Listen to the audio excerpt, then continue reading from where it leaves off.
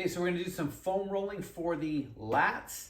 So we need a foam roller, and what we're doing is we're just gonna roll the area. So if you think about under your armpit and toward the back side of it, so right about from under there, and then we're gonna cover just kind of this area, right? Over the ribs and kind of down in this way. So just think kind of like one side of the back, a little bit around the rib cage.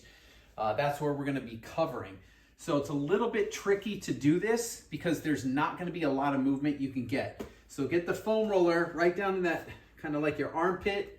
And then again though, we wanna be a little bit putting pressure toward the back of that arm. So we don't wanna be like right in the middle of the armpit there. Put a little pressure there. So what I do is I get my legs here so the bottom leg extends straight out. The leg that's on top, we bend the knee and we bring it over with the foot on the floor. And then all we're gonna do is just kind of try to move a little bit forward and back. So you're just using your leg here, the top leg, as kind of the driver or a stability point to move from.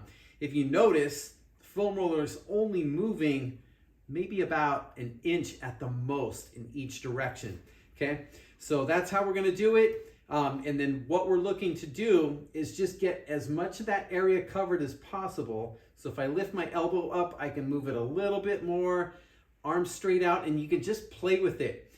You can also kind of, move it a little bit around so you can get up a little bit more around like the rib cage, lean it a little bit back a little more here. So just play with the position, and wherever you feel like, yeah, I kind of need it right there, then that's the spot to stay on a bit. We don't need to roll far, so we're just looking to roll it about 1 to 2 inches up, 1 to 2 inches down, somewhere around in there, and then just kind of, play with that, like I said. And then we're gonna repeat the same thing on both sides.